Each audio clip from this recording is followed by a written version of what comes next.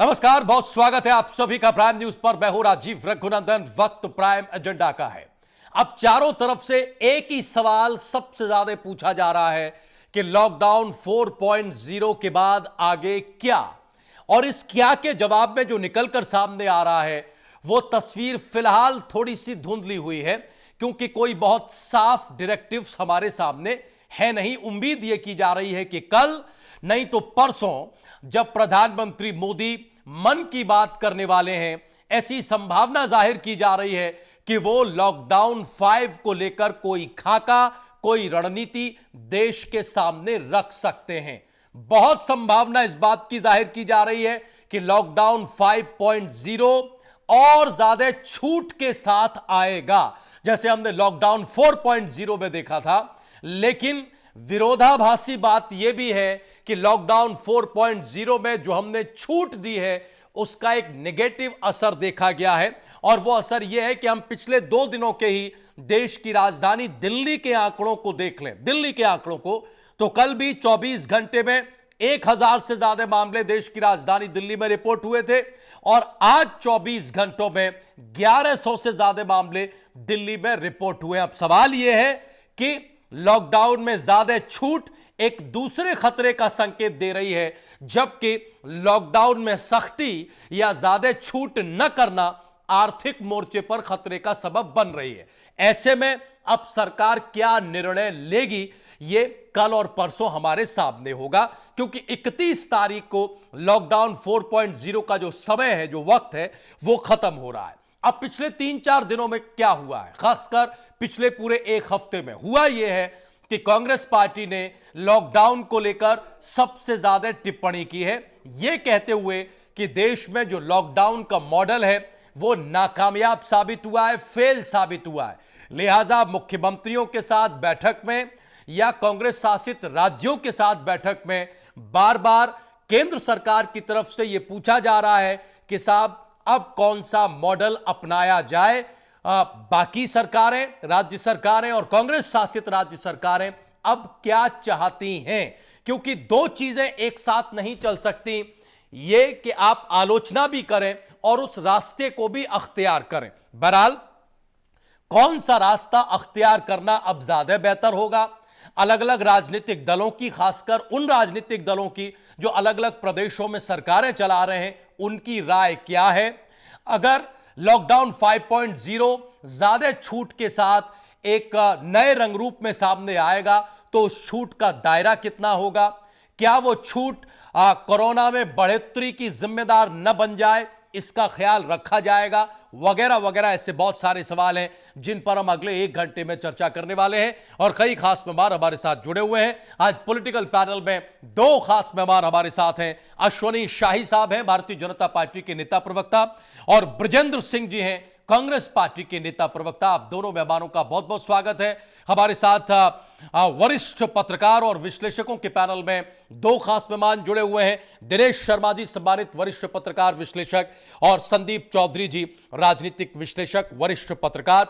हम political panel पर थोड़ी देर में जाएंगे। एक एक छोटी छोटी टिप्पणी हम दिनेश जी और संदीप जी की लेने की कोशिश करते हैं, और उसके बाद हम ब्रजेंद्र जी और अश्वनी जी के पास चलेंगे। एक गुजारिश हम अपने पैनलिस्ट से करना चाहते हैं, कृपया करके एक तो शालीनता बनाए रखें। हम सब जानते हैं कि शालीनता में ही अच्छी बात हो सकती है, क्रोध या अतिरेक में कभी कोई अच्छी बात नहीं हो सकती। शोर तो हो सकता है, चीखा चिल्लाहट हो सकती है, हाँ, लेकिन कोई बात नहीं हो सकती, कोई उसमें अच्छा तर्क निकलकर सामने नहीं आता। तो निवेदन यह है, अपील और अनुरोध यह है कि कृपया करके जरूर आप लोग धैर्य बनाए रखें, अपने बारे में, अपनी बारी में बात रखें, एक से एक अच्छा तर्क दें, अच्छा ऑब्जर्वेशन दें, लेकिन टोका टोकी एक दूसरे को लेकर न करें, क्योंकि तभी दर्शकों को अच्छा लगता है, और शायद आप लोगों को भी तभी एक संतुष्टि होती है कि आज हमने कुछ अच्छा कहा, कुछ अच्छी बात आपके जरिए दर्शकों के सामने, अपने समर्थकों के सामने, प्रशंसकों के सामने रखी गई। दिनेश जी, सबसे पहले हम आपके पास आना चाहते हैं।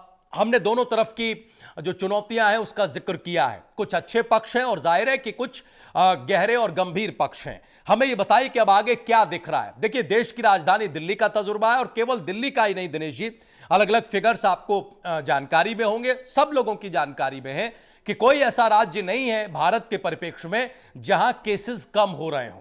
अलबत्ता हुआ यह है कि हर जगह केसेस बढ़े हैं। खतरा यहां तक पहुंचा है कि हमारे ग्रामीण क्षेत्रों में चूंकि श्रमिक और मजदूर भाई आए हैं, लिहाजा यह खतरा वहां भी पहुंचा है कि वहां पॉजिटिव केसेस बढ़े हैं या बढ़ने की उम्मीद है। तो ऐसे में अब आगे क्या आप देख पा रहे हैं? क्या लग रहा है आपको कि सरकार को क्या करना चाहिए? जो राज्यों के प्रतिनिधि हैं उनसे बात करने की कोशिश हो रही है, प्रधानमंत्री गृह मंत्री ने बात की है, आज गृह मंत्री और प्रधानमंत्री की बैठक हुई है। उम्मीद है कल या परसों तक कोई खाका हमारे सामने होगा। आप जैसा विश्लेषक क्या सोच समझ पा रहा है कि अब आगे क्या होना चाहिए जिससे हम इन दोनों मोर्चों पर अच्छी लड़ाई लड़ें और जीत हासिल करें? दिनेश जी प्लीज बोलिए। जी राजीव जी, देखिए कोरोना जो है वो कम्युनिटी तक तो जा चुका है और भारत सरकार एक नहीं बल्कि कई मोर्चों पर लड़ाई लड़ रही है। उसको कोरोना से भी लड़ना है, उसको देश के बाहर की गतिविधियों से भी लड़ना है, उसको अपने ही देश के अंदर जो लोग इस लॉकडाउन को लेकर बहुत अति उत्साहित हैं, जानकार हैं, जान बांट रहे हैं, बता रहे हैं कि क्या फेल हो गया है, क्या सच हो गया है। तो इस सब चीजों को देखते हुए आप ये कह सकते हैं कि हम एक गहरे संकट की ओर जा रहे हैं। अच्छा, हम लोग ने कल सुप्रीम कोर्ट में एक बहस सुनी जी, जिसमें कांग्रेस के दिग्विजय जो है वो क्या नाम कपिल सिब्बल साहब हैं, वो ये समझा रहे थे कि मानक पूरे नहीं किए जा रहे हैं श्रमिकों की मदद के लिए और पता नहीं क्या क्या उन्होंने कहा। तो तुषार मेहता जो थे वो उसमें ये बोले हैं शायद कोर्ट में कि लोग जो हैं वो एसी रूम में बैठकर देख नहीं पा रहे हैं कि सरकार क्या कर रही है क्या नहीं कर रही। एक तो ये टिप्पणी हमारे सामने है जो आज सारे अखबारों के अंदर है, जिसमें कि सुप्रीम कोर्ट ने सरकार के प्रयासों को कहीं पर भी प्रश्न चिन्ह नहीं किया, बल्कि राज्य सरकारों से कहा है कि वो श्रमिकों को भेजने के लिए पैसे न लें और उनकी सहायता करें। एक रेल मंत्रालय का आज एक खबर हमारे सामने है जो कि पीआईबी के थ्रू आई है। खबर यह है कि अब श्रमिकों के बीच में जो रेल से जा रहे हैं उनमें वो लोग भी बैठने लगे हैं जिनका कि अपने घरों को बस जाना था तो जाना था, उनको वो मौका तलाश कर रहे थे कि कोई मौका मिले और उसमें बैठ जाए। और बैठने के बाद जो कुछ उन्होंने रेल मंत्रालय ने ये भी कहा है कि कुछ मौतें जो सामने आई हैं वो एक पहले ग्रसित जो बीमारियां थी उनके कारण है, ये न कि कोरोना के कारण, क्योंकि कोरोना के बारे में तो पूरी टेस्टिंग करके सरकार रेल में बैठा रही लोगों को। ये बात एक तो ये पक्ष सरकार का हमारे सामने है। एक पक्ष राजीव जी आपने रखा है कि आपने बोला कि किस प्रकार से कांग्रेस केवल समाधान देने के बजाय आलोचना और दर आलोचना पे शामिल है। और हम तो पहले ही कह चुके हैं इस बात के लिए कि आलोचना का जहां तक सवाल है तो मीडिया के पास आलोचना से ज्यादा क्या कांग्रेस के पास होगा या क्या दूसरे दलों के पास होगा। हम तो सीधे देख रहे हैं ये कांग्रेस के लोग हो कोई हो, ये अपनी केवल शक्ल दिखाने के लिए, अपनी भक्ति दिखाने के लिए या अपनी रेटिंग बढ़ाने के लिए, क्योंकि जनता में तो उनकी कोई पूछे नहीं, जनता को जानती नहीं। चुनाव लड़ते तो जमानत भी जब्त होने लगी अब इनकी। तो अब तो इनकी स्थिति ये आ गई है कि कुछ ना कुछ लोगों के बीच में बने रहे तो आलोचना तो हमें करनी है। ठीक। तो दिनेश जी आपने कहा कि हम गहरे संकट की ओर जा रहे हैं। दिनेश शर्मा जी आपने कहा कि गहरे संकट की ओर हम जा रहे हैं, ऐसा आपको लगता है। अब इससे निदान का तरीका क्या है? अगर कुछ मन में हो, आपने कोई विश्लेषण किया हो तो वो रख दीजिए तुरंत। वो तरीका ये है कि हम सख्ती के साथ लॉकडाउन को आगे बढ़ाएं या फिर जो अभी संभावना दिख रही है, आशंका दिख रही है कि और छूट के साथ लॉकडाउन 5 आ सकता है, आएगा या नहीं आएगा अभी हमें पता नहीं है, कल और परसों का दिन है। क्या लग रहा है इस गहरे संकट से बचने का निदान अगर हो तो जल्दी से 20-30 सेकंड में रख दीजिए, फिर हम चौधरी साहब को जोड़ें। जी बिल्कुल। हमारे पास अब सोशल डिस्टेंसिंग के अलावा कोई चारा नहीं है। लॉकडाउन आप बढ़ा भी रहे हैं और जहां तक लगता है बढ़ेगा भी, तो तब भी लोग उसका पालन करने को तैयार नहीं है। अगर गवर्नमेंट आज कहे कि हम लॉकडाउन बढ़ा रहे हैं तो लोग आ जाएंगे, नहीं जी नहीं बढ़ना चाहिए। हमारे पास अब जो भी टेस्टिंग के जो काम चल रहे हैं एक तो वो आपके पास है। दूसरी बात यह है कि जो श्रमिक लोग हैं, हमें एक दूरी बना के रखने की आवश्यकता है। हमारे पास अब कोई चारा बचा नहीं है इसके अलावा कि हम सुरक्षात्मक उपायों का ही पालन करें। कोई चारा बचा नहीं है सिवाय इसके कि हम सुरक्षात्मक उपायों की तरफ ही आगे बढ़े। जुड़े रहिए दिनेश जी, आप हमारे साथ। जो कुछ भी आपने कहा है, जिन जिन के बारे में कहा है, उनके प्रतिनिधियों को जब मौका मिलेगा वो उत्तर देने की कोशिश करेंगे। संदीप चौधरी जी, आप किस तरह से देख रहे हैं? और कुल जमा सवाल अब यही है, तमाम विश्लेषण किंतु परंतु के बावजूद, कि साहब अब आगे क्या, किस तरह से, किस सलाहियत से, किस सावधानी से, किस रणनीति से आगे बढ़ा जाए कि ये दोनों जो मोर्चे हैं कि हम छूट भी दें और ये जो संक्रमण का खतरा है इसके खतरे को हम लगातार कम करें। हो उल्टा रहा है। आपने भी देखा है कि छूट के साथ साथ कोरोना भी छूट रहा है, वो भी आगे बढ़ रहा है, वो भी छूट ले रहा है। ये गहरा और दोहरा संकट है। बोलिए क्या किया जाए, क्या लग रहा है आपको? देखिए राजीव जी, जिस तरीके से कोरोना का संकट है और आपने कहा ये लगातार बढ़ रहा है। हाँ, कोरोना का संकट लगातार बढ़ रहा है। आपने फर्स्ट लॉकडाउन में देखा, सेकंड लॉकडाउन में देखा, थर्ड लॉकडाउन में देखा, फोर्थ लॉकडाउन में देखा, और अभी आपने बताया पिछले 24 घंटे में इस तरीके से अकेले दिल्ली में लगभग 1100 केस पॉजिटिव पाए गए हैं। तो ये सोचने वाली बात है। लेकिन आप लोग के साथ ये भी सोचना पड़ेगा कि सरकार ढील क्यों दे रही है, आखिर सरकार की क्या मजबूरी है। इसके पीछे राजीव जी सोचने वाली बात है, गहराई से सोचने वाली बात है। क्योंकि सरकारों ने मीटिंगें की हैं, एक्सपर्टों से बात की है, तो इसका सबसे बड़ा रीजन है, जैसे एक कहावत है कि गम उनका नहीं जो मौज के मारे समुद्र में डूब गए, रोना तो उनकी किस्मत पर जो बैठ किनारे डूब गए। तो सरकार को डर है कि कहीं ऐसा ना हो गरीब मजदूर या कुछ लोग ऐसे भी हैं जो खाली घरों में कैद होने से कहीं अपनी जान घरों में ना दे दें, या कुछ पेशेंट्स ऐसे भी हैं जिनको रोड पे निकलना पड़ता है। और जब आपने देखा पूरी तरीके से ब्लॉक हो जाती हैं सारी चीजें, ना पेशेंट निकल पाता है, ना नीडेड व्यक्ति जिसको निकलना है नहीं तो वो मर जाएगा वो भी नहीं निकल पाता है। तो चीजों को स्टडी करना, उनको समझना जरूरी है। और आपने देखा होगा दूसरे देशों में बहुत बड़ी बड़ी प्रॉब्लम्स आई हैं, लेकिन वहां पे भी ढील दी गई है। इसमें हमारे पास कोई नया पैमाना नहीं है, नया कोई फॉर्मेट नहीं है। जिस तरीके से दुनिया के दूसरे देश ये काम कर रहे हैं, उसी तरीके से इंडिया भी इस पे आगे बढ़ रहा है। और छूट देना बहुत जरूरी हो गया था, तभी गवर्नमेंट ने छूट देना जरूरी समझा। और आप ये देखिए, अलग अलग प्रदेशों में अलग अलग पार्टियों की सरकारें हैं, किसी के पास भी कोई अलग एजेंडा नहीं है। सभी सरकारें चाहती हैं कहीं ना कहीं छूट देना, क्योंकि जरूरत है, लोगों को जाना चाहते हैं, विद्रोह की स्थिति पैदा हो जाती है।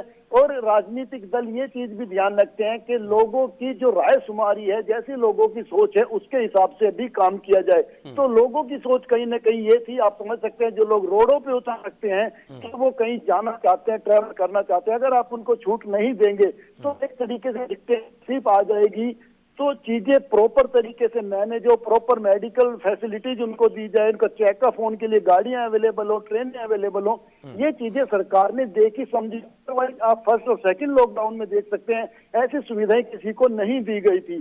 तो मैं ये मानता हूं कि जो जरूरी चीजें हैं, जो फैसिलिटीज है जहां आप दे सकते हैं, वो जरूरी है। और एक राजीव जी सबसे इंपॉर्टेंट चीज ये है कि अगर मेरे घर में कोई पेशेंट होता है तो मैं ये भी देखता हूं कि मेरे पॉकेट में कुछ मनी ऐसी होनी चाहिए, कुछ सेविंग ऐसी होनी चाहिए कि मैं अपने घर के बंदे को ले जाके दिखा सकूं, उस पर खर्च कर सकूं।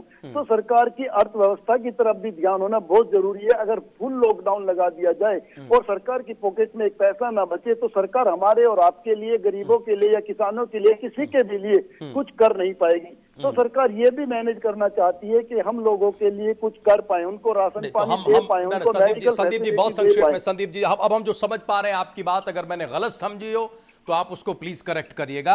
आप ये कह रहे हैं कि अब संदीप जी जो संक्रमण है, जो कोरोना वायरस का फैलाव है, ये सेकेंडरी चीज है। अब जो प्राइमरी चीज है सरकार के लिए या जो दिख रही है वो है ज्यादा छूट, अर्थव्यवस्था का ख्याल, लोग एहतियात के साथ इधर से उधर जा पाए, उनका मूवमेंट हो पाए, श्रमिक और मजदूर वर्ग जो है हमारा वो अपने घर गांव को पहुंच पाए, यही सुरक्षित तरीके से। अच्छा, सुरक्षित तरीके से। तो अब प्राइमरी सेगमेंट वो बन गया है ना, कोरोना अब सेकेंडरी पोजीशन में चला गया, राइट? यही कह रहे थे आप, यही कह रहे हैं? अगर मैंने गलत समझाओ तो आप दुरुस्त कर दीजिएगा, जिससे कि दर्शकों तक, आपके प्रशंसकों तक सही बात पहुंचे। आप मेरी बात को सही समझे हैं। पहली चीज हो गई है लोगों को सुरक्षित उनके घरों तक पहुंचाना, दूसरी चीज हो गई है संक्रमण से बचाना, कोरोना से लोगों को बचाना, और तीसरी चीज हो गई है कि देखिए दिनेश जी ने जो कहा और संदीप जी आप जो कह रहे हैं, क्या सरकार भी या सरकार में बैठे रणनीतिकार भी वैसा ही सोच रहे हैं? क्या सरकारों से, राज्य सरकारों से जो फीडबैक आ रहा है उसमें भी इसी तरह के विचारों की बहुतायत है, या फिर कुछ और तरह के विचार आ रहे हैं? ये तो कल परसों सामने आ जाएगा, जैसा कि हम बार बार बता रहे हैं। और सत्ताधारी प्रतिनिधि होने के नाते, सत्ताधारी पार्टी के प्रतिनिधि होने के नाते अश्विनी जी की जानकारी में संभवतः ज्यादा हो सकता है, जो वो अभी शेयर करेंगे प्राइम न्यूज के दर्शकों से। अश्विनी जी हम आ रहे हैं, एक बार बृजेंद्र जी से हम टिप्पणी ले लें। बृजेंद्र जी, आपसे टिप्पणी लेना इसलिए महत्वपूर्ण है, खासतौर से इस वक्त में, क्योंकि लगातार कांग्रेस पार्टी के पूर्व अध्यक्ष राहुल गांधी की तरफ से सकारात्मक आलोचना, मैं इसे सकारात्मक आलोचना ही कह रहा हूं, अभी लॉकडाउन की समीक्षा को लेकर की गई है कि साहब लॉकडाउन भारत के परिप्रेक्ष्य में फेल रहा है, सरकार आगे की रणनीति बताए। ऐसे में कल या परसों डिसीजन होना है कि लॉकडाउन 5 आएगा या नहीं आएगा, अगर आएगा तो किन शर्तों के साथ, किन छूटों के साथ आएगा, पहले से ज्यादा छूटें दी जाएंगी या नहीं दी जाएंगी। क्या कांग्रेस पार्टी ने या कांग्रेस पार्टी शासित राज्य सरकारों ने कोई स्पेसिफिक एडवाइस सरकार को की है क्या कि साहब ऐसा नहीं, ऐसा करिए तो नतीजे दोनों फ्रंटों पर ज्यादा बेहतर होंगे? बृजेंद्र जी प्लीज रोशनी डालिए इस विषय पर कि कांग्रेस क्या सोच रही है, जिसको कि अगर सरकार मानना चाहे तो उसे माने और व्यवहार में लाए। आदरणीय रघुनंदन जी, कांग्रेस पार्टी ने कभी कोई आलोचना नहीं किया, सकारात्मक सुझाव भी से लोगों ने आलोचना समझा, क्योंकि हम भी इसी देश के निवासी हैं। 132 करोड़ की जनता, हमारी भी जवाबदेही और जिम्मेदारी है ठीक बात उसकी है। सुरक्षा। बिल्कुल अभी मैं बीजेपी के एक प्रवक्ता को सुन रहा था, एक अभी बाद में बोले दिनेश जी को सुन रहा था, जितना समय उन्होंने कांग्रेस को गाली देने में लगाया, आप याद करिए तो बातें 1.5 महीना पहले आदरणीय राहुल गांधी ने कही, वही बातें सरकार ने मानी। उन्होंने यही तो कहा था कि हमें बहुत ही होशियारी से, सावधानी से लॉकडाउन से बाहर आना होगा, क्योंकि अर्थव्यवस्था डिरेल्ड हो गई है। और अभी जो दूसरे विशेषज्ञ आपसे कह रहे थे, बहुत सही बात कह रहे थे कि रुका हुआ देश को आगे नहीं ले जा सकता। लोगों के अंदर डर है, आर्थिक रूप से लोग कमजोर हो चुके हैं। हम लोगों ने की जो स्ट्रेटजी है कि सोशल डिस्टेंसिंग, मास्क लगाना और जितनी भी सावधानियां हैं वो हम करें, और वो हम इसलिए करें कि हमें बचना है, देशवासियों को बचना है। उसमें सरकार कोई अलग चीज नहीं है, सरकार हमको मिल के बनती है। हम जनता और सरकार दोनों एक ही चीज हैं। तो हम बचने के लिए अवेयर रहें, क्योंकि सबको बचना है। कोरोना होगा तो पार्टी देख के नहीं होगा, धर्म देख के नहीं होगा, जात देख के नहीं होगा। लेकिन इसके साथ साथ जो कांग्रेस पार्टी बार बार, कल हमारे 55,000 कार्यकर्ता आदरणीय सोनिया जी से लेकर, प्रियंका जी से लेकर, राहुल जी से लेकर सारे लोग फेसबुक पर लाइव से एक ही बात कर रहे थे कि जो देश स्टॉप हो गया है, रुक गया है, कामगार हो, मजदूर हो, किसान हो, और सबसे बड़ा मध्यम वर्ग रघुनंदन जी, जो किसी के सामने हाथ फैलाने में शर्माता है, ठीक बात, उसे हमें एक आर्थिक अधिकार देना होगा। और हम लोगों ने मांग किया है कि 7,500 रुपया महीना, अभी हवा में नहीं कह रहे हैं, दिनेश शर्मा जी को जो कहना हो कहें, मैं इसे तथ्यात्मक कह रहा हूँ। संपूर्ण देश से नाता है, सरकार चलाना आता है, हम इकोनॉमी को जानते हैं। 200 करोड़ की हमारी जो इकोनॉमी है, उसमें से 20% पैसा हम दे सकते हैं। 6 महीने तक 7,500 रुपया 13.5 करोड़ परिवारों को, अर्थात 52 करोड़ लोग को हम देश के लिए, अभी हम 5 ट्रिलियन इकोनॉमी की बात 1.5 साल से हमारे प्रधानमंत्री जी, सारे मिनिस्टर, सारी भाजपा चिल्ला चिल्ला के कहती थी, कहाँ गया वो 5 ट्रिलियन? और 5 ट्रिलियन किसके लिए? इसी देश के लिए, हम इसी देश की प्रतिष्ठा के लिए, इसी देश के विकास के लिए, इसी देश की प्रगति के लिए तो चीजें हम कर रहे थे। तो हम क्यों नहीं दे सकते उन मजदूरों को, उन नए वकीलों को जिनकी प्रैक्टिस बंद है, 5 रुपए के लिए मोहताज है, उन बंद स्कूलों के टीचरों को ग्रामीण क्षेत्रों में जिसको मात्र 5,000 से 2,000 रुपया मिलता था, वो भूखों मर रहे हैं। उन रिक्शा चालकों को, उन गरीब परिवारों को, उन मेहनत कश लोगों को, उन किसानों को क्यों नहीं दे सकते हम? ठीक है, हमें देना चाहिए। और हमें ब्रजन जी, हम थोड़ा सा ये चूंकि आपका पहला कमेंट है और हमें अश्विनी जी को भी जोड़ना है। ब्रजन जी, हम एक सिर्फ एक कांग्रेस पार्टी, ब्रजन जी, हम केवल एक प्रश्न और जोड़ रहे हैं जो हमने संदीप चौधरी जी से पूछा। यानी जो आप कह रहे हैं, हम ये माने कि कांग्रेस पार्टी भी अब इस मत की तरफ है या पहले से ये मत देती रही है कि कोरोना सेकेंडरी चीज होगी, पहले आप देश को, देश की अर्थव्यवस्था को, मध्यम वर्ग को, मजदूर श्रमिक वर्ग को देखिए। अगर आर्थिक तौर पर देश चरमरा गया तो कोरोना से एक बड़ा संकट खड़ा हो जाएगा।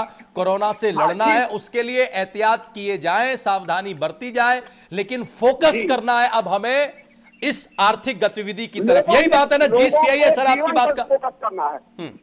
ठीक है, अब हम जवाब लेते हैं। शाही साहब, पहले तो वो बताइए जो अधिकृत तौर पर आपको जानकारी हो कि क्या आगे होने जा रहा है। देखिए, लॉकडाउन 4.0 में एक जो बड़ी भावना निकलकर सामने आई थी, जब 5वीं बार प्रधानमंत्री मोदी ने राष्ट्र के नाम संबोधन किया था, तो उन्होंने राज्यों को यह कहा था कि राज्य अपने अपने हिसाब से अब नीतियां बनाएं, वो कंटेनमेंट जोन को देखें, है ना, जो डिस्ट्रिक्ट मजिस्ट्रेट्स हैं वो ओवरव्यू करें कि कहां क्या करना है।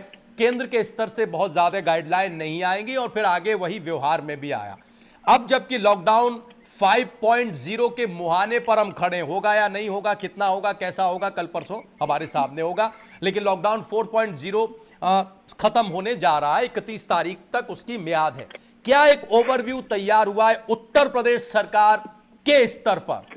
केंद्र अपनी बात जब कहेगा, प्रधानमंत्री या गृह मंत्री या एमएचए की तरफ से जो गाइडलाइन आएंगी वो आएंगी, लेकिन राज्य सरकार का ऑब्जर्वेशन क्या है कि अब किस तरफ हिट करना है और किन चीजों का ख्याल करना है, किन चीजों की तरफ बढ़ना है। केसेस बढ़ रहे हैं, इस बात का दबाव ज्यादा है, और लॉकडाउन में सख्ती। हम अब देखिए हुआ क्या, हम ये पूछ क्यों रहे हैं। कल और आज दिल्ली में कल 1024 घंटे में आज 1100 से ज्यादा जो केसेस आए अश्विनी शाही जी, उसका असर यह हुआ कि जो थोड़ी बहुत बॉर्डर पर ढील चल रही थी, हरियाणा दिल्ली या दिल्ली यूपी इन बॉर्डर्स पर, उसको और ज्यादा टाइट कर दिया गया, उसे सील कर दिया गया, और फिर वही व्यवस्था कर दी गई कि जिनके पास पासेस होंगे, जो इमरजेंसी सर्विसेज होंगी, उन्हीं को आने जाने दिया जाएगा, क्योंकि इस तरह से तादाद बढ़ी।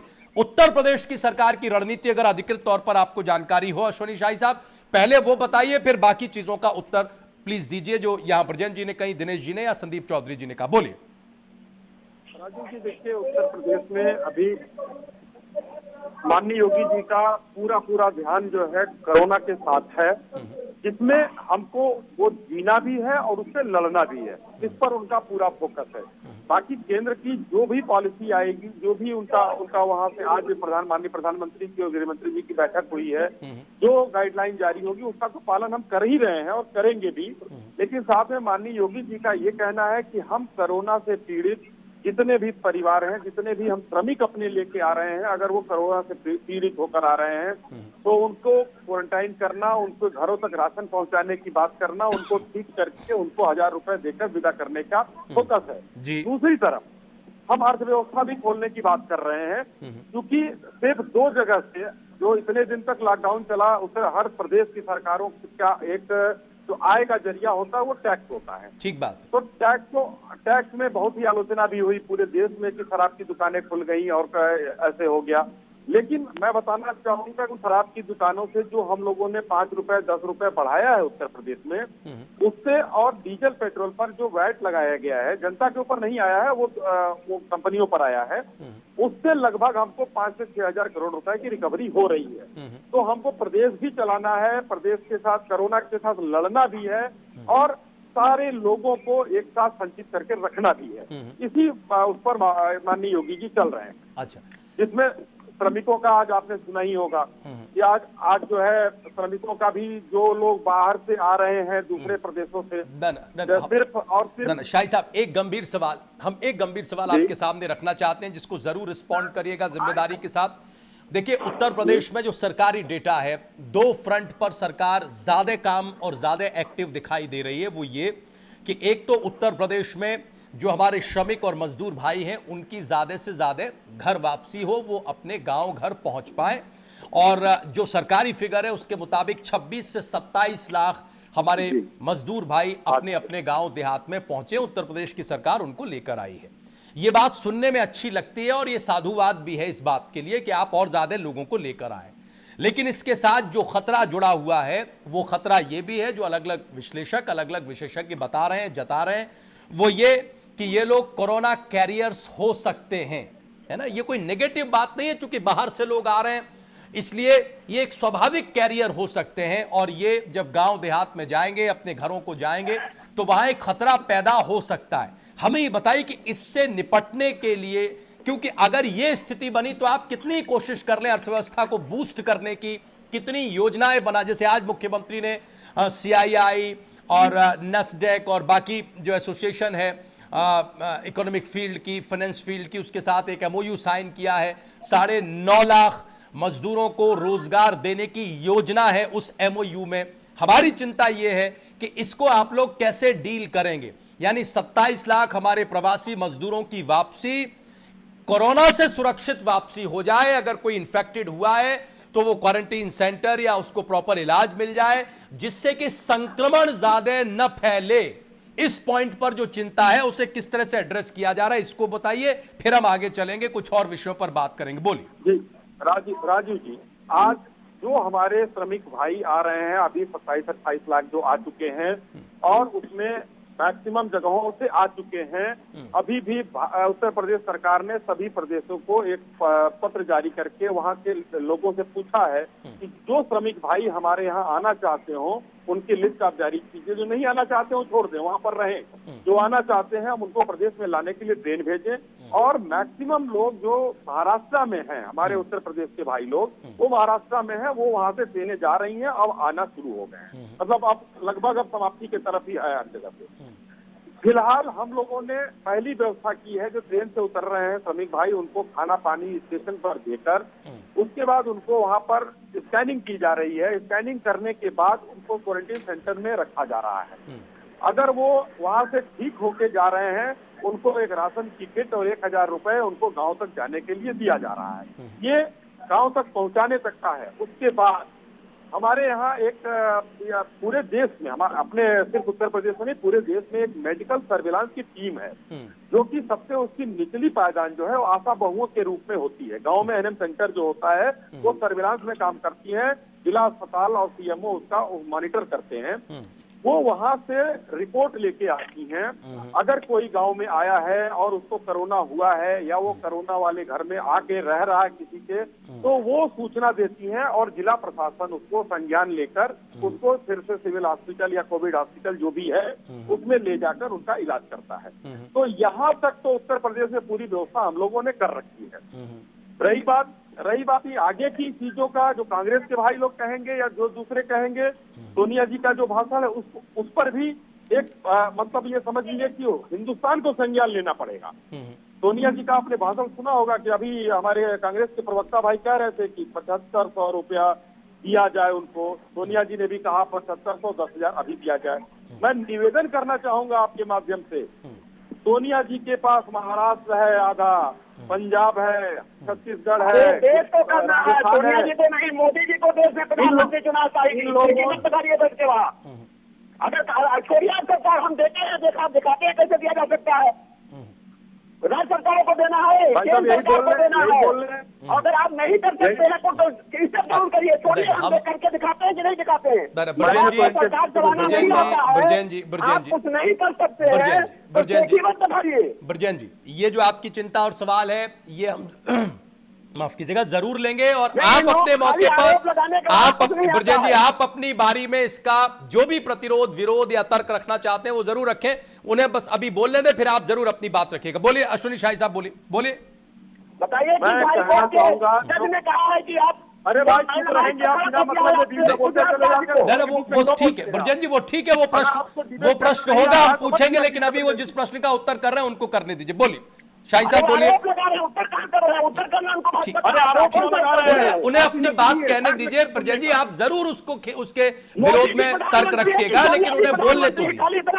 सुनने का धैर्य रखिए प्रजन जी, थोड़ा सुन लीजिए फिर जरूर जवाब दीजिएगा। हम जरूर जवाब दीजिएगा। देखिए ब्रजेन जी, हमने शुरुआत में एक अपील की और वो इस वजह से की कि आप सब कितने सम्मानित लोग हैं, एक एक करके अपनी बात रखें, आप उनकी बात का जरूर जवाब दें, उनकी बात को काटें, खंडन करें, नए तर्क रखें, वो सब ठीक है, लेकिन उनकी बारी खत्म हो जाए। बोलिए, आप बोलिए शाही साहब, बोलिए, फिर हम एक सवाल और लेना चाहते हैं। बोलिए। अगर जो है समझाया उसको जाता है जिसके समझ में आए। नहीं, आप निजी उस पर मत जाइए शाही साहब, प्लीज निजी उस पर मत जाइए शाही साहब निजी। ओहो देखिए, अब निजी अगर हमले एक दूसरे पर करेंगे फिर बात वही बिगड़ेगी और सब। आप विषय पर बोलिए शाही साहब, विषय पर बोलिए। जितने राज्य हैं, मैं आपके चैनल के माध्यम से सोनिया जी से अपील करता हूं कि ये शुरुआत अगर उन्होंने अपने शासित राज्यों से कहा होता, 750 रुपया हम दे रहे हैं, छत्तीसगढ़ में दे रहे हैं। आप अवेयर होइए, न्यूज देखिए, देश को देखिए, खाली अहंकार में बस बात करके हमने करना शुरू कर दिया है। अच्छा, लेकिन देश के प्रधानमंत्री मोदी जी है, सोनिया जी नहीं है, इसको जानिए। अच्छा ठीक है ब्रजेन जी, ठीक। अच्छा एक सवाल हम ब्रजेन जी आपकी तरफ से लेना चाहते हैं। एक सवाल शाही साहब, ये सवाल सुन लीजिए, इसको आंसर करिएगा। हमें एक बात बताइए शाही साहब कि, और ये आरोप लग रहा है, ये बार बार लग रहा है, और अभी ब्रजेन जी ने आज ही ये लगा दिया आरोप, तो हमें एक सवाल लेने दीजिए। ये बताइए कि क्यों कांग्रेस पार्टी जो सजेशन देती है शुरुआत में उसको न मानकर बाद में केंद्र की सरकार उसको फॉलो करती है। मैं 2-3 उदाहरण रख रहा हूं। एक मिनट ब्रजेन जी, 1 मिनट में तो सवाल कांग्रेस पार्टी की तरफ से ही पूछ रहा हूं, प्लीज उन्हें आंसर देने का मौका तो दीजिए, फिर आप जरूर उत्तर करिएगा। जैसे हम 2-3 घटनाएं आपके सामने रख रहे हैं। बहुत शुरुआत में, यानी लॉकडाउन 1 जब खत्म हो रहा था, तब जो पहला वीडियो मैसेज आया राहुल गांधी का, उसमें उन्होंने 5,000 रुपए के डायरेक्ट कैश ट्रांसफर की बात कही। फिर बीच में एक वीडियो आया, शायद वो लॉकडाउन 2.0 का समय रहा होगा, जब वो खत्म हो रहा था, तो एक मैसेज हमने देखा जिसमें राहुल गांधी ये कह रहे थे कि हमें हताश नहीं होना है, डरना नहीं है, इसका मुकाबला करना है वगैरह वगैरह, और लॉकडाउन खोल के हमें आगे बढ़ना होगा। अभी 7,500 रुपए की बात है ही। स्पेशल पैकेज दिया जाए और बड़ा पैकेज दिया जाए, इसकी वकालत भी कांग्रेस पार्टी कर रही थी। इनकी नेता सोनिया गांधी, राहुल गांधी, ये बात कल परसों जो बात की सोनिया गांधी ने, उसमें उन्होंने कहा कि सरकार अभी इसकी गंभीरता को नहीं समझ रही है कि ये कितना बड़ा संकट है, इसका अंदाजा नहीं लगा पा रही। हम जानना ये चाह रहे हैं शाही साहब, आंसर करिएगा कांग्रेस पार्टी के लिए, ब्रजेन जी के लिए, कि क्यों ऐसा हो रहा है कि शुरू में बात को अनसुना करके फिर उसी रेमेडी पर या उसी सजेशन पर आया जा रहा है, कम ज्यादा जो विपक्षी पार्टी कांग्रेस पार्टी कह रही है या बोल रही है। आंसर करिए। देखिए राजीव जी, आपका सवाल बहुत वाजिब है, लेकिन ये कांग्रेस पार्टी के मांग पर भारतीय जनता पार्टी की सरकार ये नहीं कर रही है, भारत सरकार ये नहीं कर रही है। भारत सरकार ब्रजेन जी देखिए, ब्रजेन जी मैं प्रश्न पूछ रहा हूं, मुझे लगेगा कि अगर वो गलत कह रहे हैं तो मैं उन्हें करेक्ट भी करूंगा। प्लीज निजी मत होइए, एक दूसरे पर वार पलटवार नहीं, क्योंकि समय जाया हो जाएगा। नहीं, मैं ये कह रहा हूँ अश्विनी शाही साहब, या मांग की बात नहीं शाही साहब,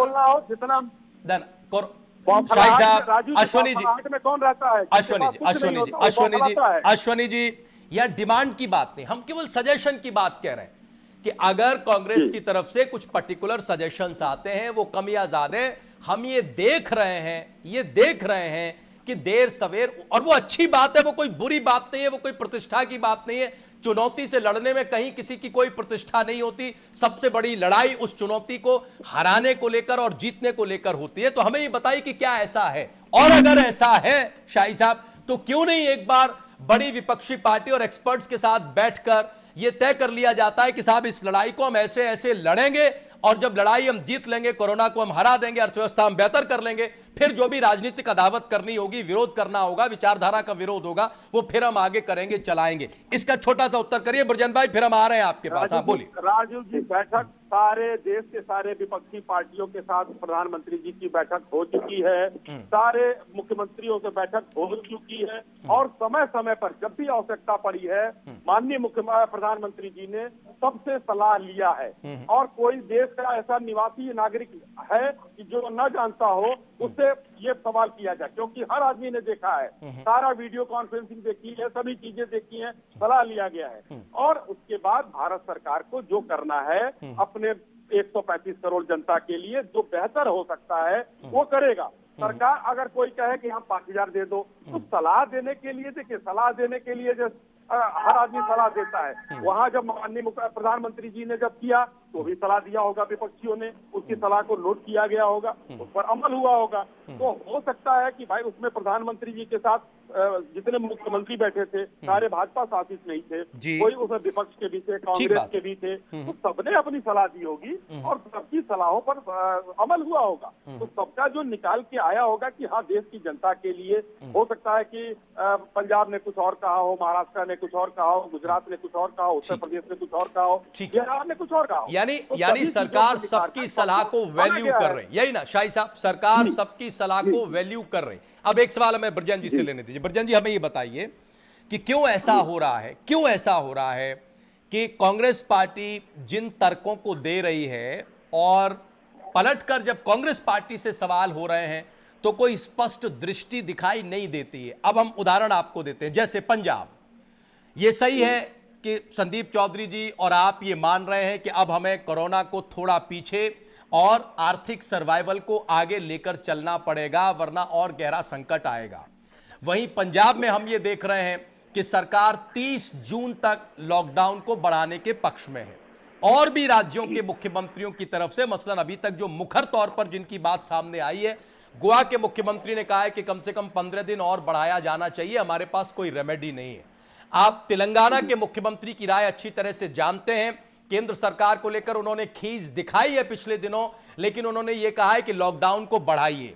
महाराष्ट्र की सरकार का अभी कोई अधिकृत बयान नहीं आया है, लेकिन जो राय मिल रही है वो यही मिल रही है कि वो भी ये समझते हैं कि लॉकडाउन को बढ़ाया जाना चाहिए। कांग्रेस पार्टी ये समझती है कि लॉकडाउन कामयाब नहीं हुआ है और फिर एक दबाव, एक सजेशन केंद्र की सरकार पर डाला जा रहा है, उनसे कहा जा रहा है। क्या आपको नहीं लगता कि नीति के स्तर पर एक कंफ्यूजन की स्थिति कांग्रेस पार्टी में है कि एक हफ्ते पहले या 10 दिन पहले ब्रजेन जी एक तरह की बात कही जाती है और 10 दिन के बाद दूसरी तरह की बात कही जाती है, एक स्पष्ट जो मैसेज है वो अभी नहीं दिया गया है, इसका क्या जवाब है? ऐसा है कि आदरणीय रघुनंदन जी, आप जिसका जवाब जानते हैं, आदरणीय राहुल गांधी जी ने पहले वाली जो प्रेस कॉन्फ्रेंस की थी, उन्होंने साफ साफ कहा था कि जो ये जोन बन रहे हैं, containment zone, red zone, green zone, lockdown रखना या लॉकडाउन हटाना, ये राज्य सरकारों को, स्थानीय प्रशासन को अधिकार देना चाहिए। तो जो महाराष्ट्र के मुख्यमंत्री कर रहे हैं, जो उत्तर प्रदेश के मुख्यमंत्री कर रहे हैं और जो पंजाब के मुख्यमंत्री कर रहे हैं, इसमें कांग्रेस को कोई सवाल कभी कांग्रेस ने किया ही नहीं, क्योंकि इनको कमियां ढूंढ रहा है। हमने टोटल सिनेरियो की बात कर रहे हैं कि हमें धीरे धीरे लॉकडाउन से बाहर आना होगा। जहां स्थितियां ठीक नहीं हैं, उन राज्य सरकारों को पूरी छूट होनी चाहिए। पंजाब में क्या स्थिति है हम यहाँ से नहीं बता सकते, महाराष्ट्र क्या स्थिति है हम नहीं तय कर सकते। ठीक बात है। ये तो आदरणीय राहुल जी ने पहले ही कहा था कि मुख्यमंत्रियों को स्थानीय तो कलेक्टर तक को कह रहे हैं कि कलेक्टर तक को छूट दीजिए, उसमें हमारा कोई सवाल ही नहीं है।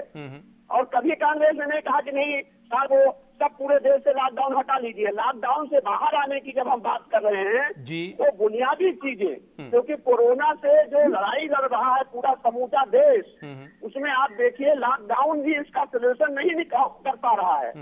उसके लिए हम सुरक्षात्मक उपाय करें, लेकिन साथ साथ सरकार से ये भी अपेक्षा है कि आप सुझाव जो हम दे रहे हैं वो हवा में नहीं फेंक रहे हैं। आप हम जिन लोगों का जिक्र कर रहे हैं, जो तथ्य दे रहे हैं, हम 2 लाख करोड़ की जीडीपी की बात कर रहे हैं, जो पूरी दुनिया जानती है। 220 लाख करोड़ की जीडीपी हमारी है।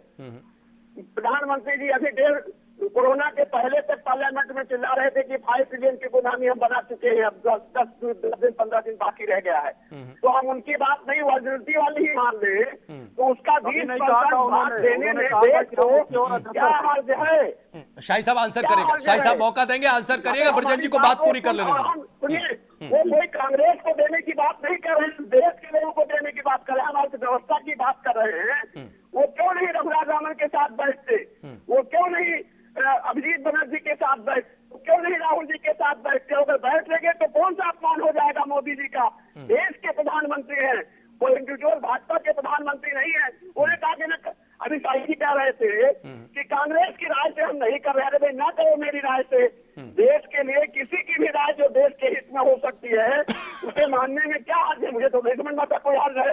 इसके पहले कांग्रेस ने 36 बार संयुक्त राष्ट्र संघ में भाजपा के बड़े बड़े नेताओं को भेजती थी, भेंट कराती थी, तो क्या उससे मेरा अपमान हो जाता था क्या? बाबरी मस्जिद डिमोलिशन के बाद दुनिया के सर्वोच्च शिखर पर वाजपेयी जी को भेजा गया, तो क्या वो कांग्रेस का अपमान था? क्योंकि वाजपेयी जी जो बोले वो किसी सरकार के मिनिस्टर से अच्छा बोल के आए थे। हमें दुनिया को दिखाना होता है कि हमारा भारत एकजुट है, एकजुट होकर लड़ रहा है।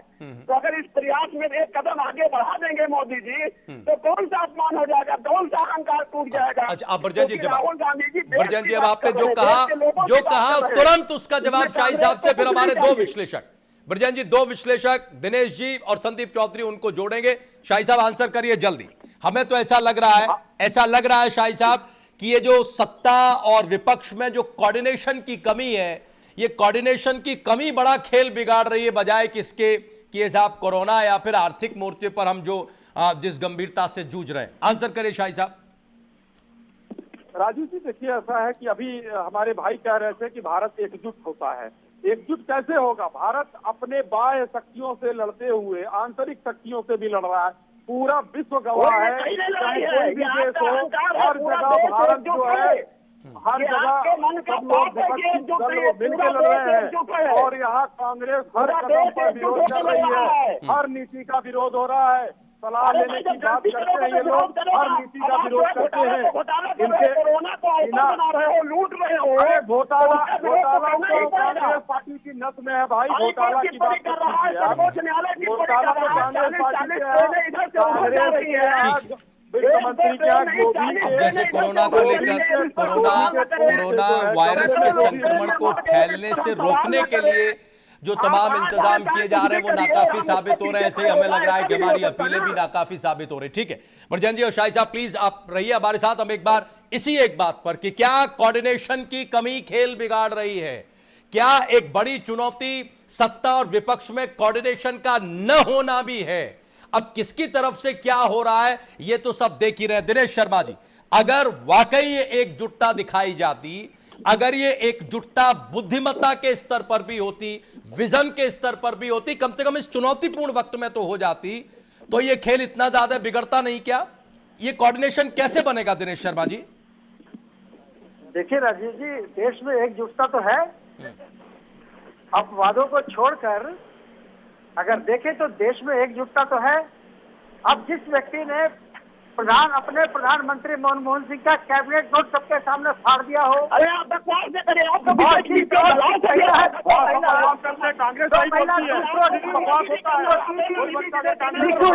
पड़ती हो, इस महिला को यही पता नहीं है कि हिंदी क्या है, अंग्रेजी क्या है।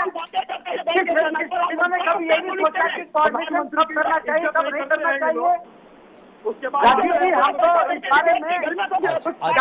प्लीज, हम तो राजनीतिक दलों के बीच, सत्ता और विपक्ष के बीच कोऑर्डिनेशन को बेहतर करने की बात कर रहे थे और यही प्रश्न कर रहे थे। यहाँ तो यही कोऑर्डिनेशन खराब हो गया। प्लीज दिनेश जी जो बोल रहे हैं उसको सुन के फिर टिप्पणियां करिएगा प्लीज। हाँ दिनेश जी बोलिए, दिनेश जी बोलिए। मैं बता तो रहा हूँ ना आपको, किसको बैठाया जाए, किससे बात की जाए। देश के अंदर अगर कांग्रेस की अध्यक्ष या कांग्रेस के जो नेता है राहुल गांधी या कांग्रेस की एक नेता प्रियंका जी आ गई है एक नई, उत्तर प्रदेश के अंदर काफी हंगामा मचाती फिरती हैं, कभी उसके यहाँ कभी उसके यहाँ।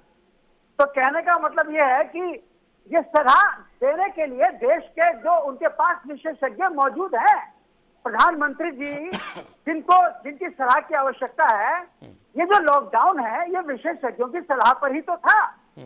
या जो रणनीतियां कांग्रेस भारत सरकार की हैं वो विशेषज्ञों की सलाह पर ही तो आधारित तो है। नहीं लेकिन दिनेश जी छोटा सा सवाल, अभी ब्रजेन जी ने भी जिक्र किया ना ब्रजेन जी, दिनेश जी प्रधानमंत्री को फोन करके बुलाना चाहिए, भाई राहुल गांधी जी आइए जरा आपसे राय करनी है। अरे आप वहां से राय कर दे रहे हैं, आप तो देश की खींचा लेकर कर रहे हैं।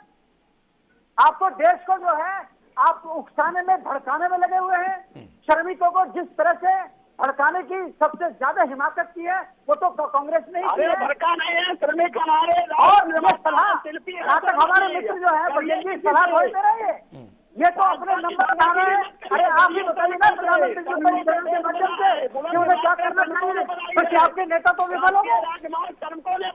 हम तो आपसे आशा करते हैं कि कांग्रेस के प्रधानमंत्री जी को इस चैनल के माध्यम से राय दें। आज देखिएगा उत्तर प्रदेश में एक नई खबर हम आपको बता रहा हूँ, अब तक भी आई होगी, बोलिए, कि सरकार लगी है कोरोना से निपटने में भी और वो श्रमिकों के समाधान में भी लगी है। आज एक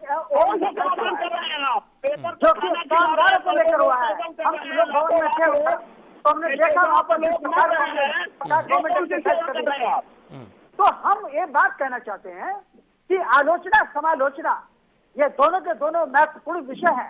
अगर आलोचना नहीं होगी तो दूसरे उदंडी हो जाएंगे, सरकार उदंडी हो जाएगी, लेकिन आलोचना का पक्ष सकारात्मक होना चाहिए। अरे कांग्रेस की बात मीडिया के पास, ब्रिजेश और राजीव जी आपके पास भी ऐसे बहुत सारे प्रश्न हैं जिसमें कि आप सरकार को निरुत्तर कर सकते हैं। आप पार्टी नहीं है, हम पार्टी नहीं है, लेकिन हम पहले से कहते आ रहे हैं कि आप समाधान के रास्ते रचनात्मक रूप में सामने रखें, देश भी सुने उनको कि क्या है।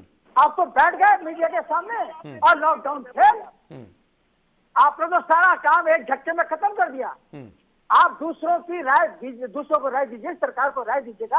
हम भी तो जानना चाहेंगे कि हमारे वरिष्ठ दिनेश जी ठीक, तुरंत संदीप जी को ले आए। आप जो कह रहे हैं उस पर अभी बीच में ब्रजेंद्र जी बोल रहे थे, उनको मौका देंगे। शाही साहब भी उंगली उठा रहे हैं, उनको मौका देंगे। संदीप जी, अब ये कोऑर्डिनेशन कैसे बनाया जाए, सवाल ये है भाई। कोरोना वायरस से निपट लेंगे, आर्थिक मोर्चे पर निपट लेंगे, रणनीतियां बन जाएंगी और बहुत इंतजाम कर लेंगे, लेकिन सत्ता और विपक्ष में ये कोऑर्डिनेशन जो कि बहुत जरूरी है, ये एकजुटता चूंकि बहुत जरूरी है, इसकी दुहाई बार बार दी जाती है, दोनों तरफ से दी जाती है, वही नहीं बन पा रहा है। क्या किया जाए इसके लिए?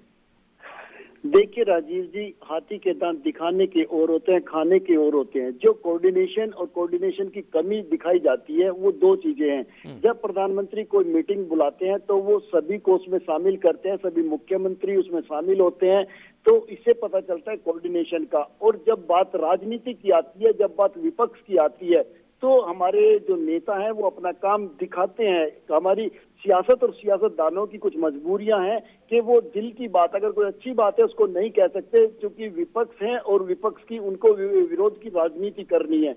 लेकिन सबसे अच्छी जो बात है वो ये है राजीव जी, जिस तरीके से एक विल पावर होती है, इच्छा शक्ति होती है, जैसी वो लाल बहादुर शास्त्री में लोगों ने देखी, जैसी इंदिरा गांधी में लोगों ने देखी, जैसी अटल बिहारी वाजपेयी में लोगों ने देखी, उसी इच्छा शक्ति और विल पावर वो आज के प्रधानमंत्री में दिखाई देती है। और उन्होंने हाल ही में कहा भी था कि ये जो मुश्किलों का अंबार है, यही मेरे हौसलों की मीनार है। तो इससे लड़ने के लिए आपके पास, देश के पास आज एक ऐसा नेता है जो इस चीज को ठीक तरीके से, प्रॉपर तरीके से मैनेज कर रहा है और बीच बीच में लोगों से कनेक्ट भी करता है। आपकी पुलिस फोर्स को भी, आपकी आर्मी को भी, आपके डॉक्टर्स को भी, सभी को एक एनर्जी भी देने का काम करता है। तो मैं मानता हूं कि जिस तरीके से लॉकडाउन हिंदुस्तान में चल रहा है और आगे भी जो चलेगा वो प्रॉपर मैनेज हो रहा है। लोगों की एक्सपर्ट की राय ली जा रही है। इस सबके करने से चुनौती और संकट तो नहीं छोटा हो रहा ना सर, वो तो बड़ा ही हो रहा है। आप इस सबके करने से ये चुनौती तो नहीं टल रही है ना, दोनों फ्रंट पर अब चुनौती आ रही है। राजीव जी, इसमें एक बात का ध्यान देना पड़ेगा कि आप लॉकडाउन करके देख चुके हैं, टाइट से टाइट लॉकडाउन करके देख चुके हैं। प्रॉब्लम न केवल हिंदुस्तान की बल्कि पूरे विश्व की लगातार बढ़ रही है, क्योंकि इसका वैक्सीन नहीं है और ये फैलने वाली एक बीमारी है। लेकिन आप लोगों को घर में बंद करके भी उनकी जान नहीं ले सकते, तो चीजें आपको रास्ते निकालने पड़ेंगे। जिस तरीके से अभी 5th लॉकडाउन हमारे सर पे है, आने को तैयार है, तो ऐसे में जैसे बच्चों की जान हम खतरे में नहीं डाल सकते, तो बच्चों के स्कूल कॉलेजेस आप बंद रख सकते हैं। तो इसी तरीके से गवर्नमेंट प्लान कर रही है कि कैसे हम लोगों को उनके घरों तक सुरक्षित पहुंचा सकते हैं। ये चीजें बहुत इंपॉर्टेंट है, जिस पे सरकार अपना होमवर्क कर रही है और राज्य सरकारों को भी ज्यादा पावर देने के, ज्यादा अधिकार देने के पक्ष में है। ठीक है संदीप जी, ठीक। शाही साहब बोलिए, क्या बोलना चाह रहे हैं, उसके बाद ही हम ब्रजेंद्र जी के पास जाएंगे। शाही साहब बोलिए। मैं ये कह रहा हूँ कि सलाह लिया जा रहा है, संदीप जी ने अभी उसकी पूरी व्याख्या की, सलाह ली जा रही है, कांग्रेस सबको सलाह देना चाह रही है। लेकिन मैं एक पूछना चाहूंगा कि कांग्रेस ने बनर्जी साहब से और रघुराम राजन जी से सलाह ले लिया, लेकिन उनके ही पार्टी में देश के सबसे सुयोग्य अर्थशास्त्री जो हमारे भूतपूर्व प्रधानमंत्री हैं, उनसे कितनी बार उन लोगों ने सलाह लिया है? हिंदुस्तान की सरकार ने लॉकडाउन बढ़ाने का जब काम किया, मीटिंग में बैठे उसके पहले ही पंजाब सरकार ने लॉकडाउन आगे बढ़ा दिया, महाराष्ट्र सरकार ने आगे बढ़ा दिया। तो ये राजनीति बंद करके और चीजों को एक साथ अगर चलते, एक साथ कदम से कदम मिला के चलते, तब हम कहते कि एकजुटता है। अभी एकजुटता कहीं नहीं दिख रही है। हाँ, ये दिख रहा है कि भारत सरकार जो काम कर रही है उसका विरोध करना है, चाहे जैसे भी हो। आज एक उसमें कांग्रेस छोड़ के एक हमारी दीदी है पंजाब के, वो पश्चिम बंगाल की, उन्होंने तो कोरोना स्पेशल ट्रेन ही बोल दिया। इस तरीके की चीजें लोग मतलब संवेदनहीनता हो गई है कितनी, इस तरीके से लोग बोल वचन बोल रहे हैं, क्या कहा जाएगा। और अब मुझे कुछ नहीं कहना है, भारत सरकार बहुत अच्छे से काम कर रही है और आने वाले दिनों के लिए सोच समझ के कि जिससे हमारी अर्थव्यवस्था भी ठीक रहे और हमारी जनता कोरोना से लड़ भी सके, उसकी व्यवस्था कर रही है, जो कि कल या परसों के बीच में हमारे आपके सामने।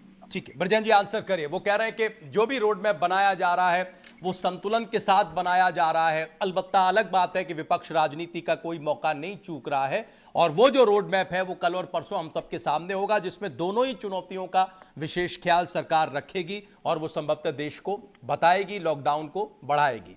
क्या जवाब है?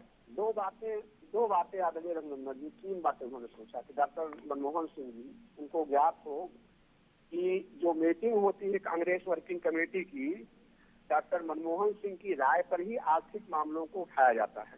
हमारे यहाँ आदरणीय राहुल जी या प्रियंका जी या सोनिया जी बगैर डॉक्टर साहब के राय के इकोनॉमिक मामलों में, पॉलिटिकल मामले तो अलग हो सकते हैं, कोई बात और इंटरव्यू किया जाता है रघुराम राजन से। सुन लीजिए, रघुराम राजन भी हमारे रिजर्व बैंक के गवर्नर रहे और आज जो दुनिया नहीं रहे, बैंक में सबसे बड़े पद पर है, सबसे बड़े पद पर है वो। अब आपका प्रधानमंत्री जी नहीं रहे, प्रधानमंत्री जी मैं वो भी गवर्नर रहे हैं, बहुत भारी अर्थशास्त्री हैं। अरे तो मैं कह तो रहा हूँ, आप सुन रहे हो कि मैं उनकी राय के बगैर कोई आर्थिक बात बोली ही नहीं जाती कांग्रेस में। डॉक्टर मनमोहन नहीं भारत है तो सामने बनर्जी जी को किया जाता है और रघुराम राजन को किया जाता है, मनमोहन सिंह को सामने करने में क्या शर्म है? यही जवाब दे लीजिए ब्रजेन जी। प्रधानमंत्री डॉक्टर मनमोहन सिंह नहीं है, भारत के प्रधानमंत्री से पहले सोचना चाहिए कि हिंदुस्तान में बहुत बढ़िया कलाकार किसी ने है और वो आपसे नहीं लेने जा रहे हैं, भाषण नहीं कर सकते जैसे आप बोल रहे हैं डिबेट को बैठ करके। एक बात, दूसरी बात, जो एकजुटता की बात है बीमारी के मामले में या राष्ट्र के किसी भी मामले में, ये हमारे खून में है देश के कि हमारा 125 करोड़ मुल्क एकजुट होकर ही लड़ा है। आज से नहीं, 15 अगस्त 1947 से। रही बात पॉलिटिकल सवाल पूछने की, तो विपक्ष ही नहीं पूछ रहा है, सर्वोच्च न्यायालय टिप्पणी कर रहा है, गुजरात हाईकोर्ट टिप्पणी कर रहा है, गुजरात हाईकोर्ट का चीफ जस्टिस कह रहा है कि डायनामाइट पर आपने बैठा रखा है सिविल अस्पताल अहमदाबाद को, और सर्वोच्च न्यायालय कह रहा है कि हमसे चीजा देखी नहीं जाती कि एक लाश पड़ी हुई स्टेशन पर, एक बच्चा उसे घसीट रहा है, एक अखबार में बच्चे पर जमाना परोसा जा रहा है। ठीक है, अब इस बहस को हमें यही रोकना पड़ेगा। ब्रजेन जी, अश्विनी शाही साहब, इस बहस को अब हमें यही विराम देना पड़ेगा, यही रोकना पड़ेगा। आपने देश खरीदा नहीं है। ठीक है ब्रजेन जी, आपकी बात आ गई, शाही साहब ने भी बात रखी, इस बहस को हमें यही रोकना पड़ेगा। बहुत बहुत शुक्रिया आप चारों मेहमानों का, बहुत बहुत धन्यवाद चारों मेहमानों का आज हमारे साथ जुड़ने के लिए, प्राइम एजेंडा का हिस्सा बनने के लिए बहुत बहुत शुक्रिया, बहुत बहुत धन्यवाद। लॉकडाउन 4 समाप्ति की तरफ है, लॉकडाउन 5 का आगाज होगा या नहीं होगा, किन शर्तों के साथ होगा, किन छूटों के साथ होगा, इनके उत्तर अगले 1-2 दिन में हमारे सामने होंगे।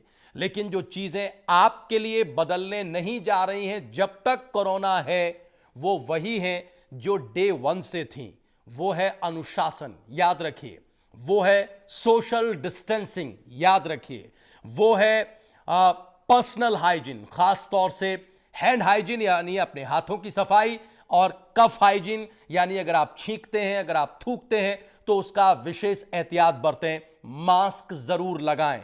ये वो चीजें हैं कि सरकार आगे कोई भी फैसला करे, वो दफ्तर खोले ना खोले, वो और रियायत दे या ना दे, इन चीजों का हमें और आपको तब तक पालन करना है जब तक कोरोना इस माहौल में रहेगा और जानकार ये मानते हैं, विश्लेषक ये मानते हैं, विशेषज्ञ ये बताते हैं कि ये अभी लंबा रहेगा। लिहाजा इस एहतियात को निजी तौर पर आप जरूर बरतिए, तभी आप खुद की, अपने परिवार की, अपने मित्रों की, अपने समाज की जिंदगी को बचा सकते हैं और इस खतरे से दूर रह सकते हैं। तो आप इस मैसेज को कृपया करके मत भूलिएगा। बाकी जो होगा सरकार के स्तर पर वो हमारे और आपके सबके सामने आएगा। आज के लिए बस इतना ही। आप लोग कहीं जाइएगा नहीं, प्राइम न्यूज पर खबरें जारी हैं।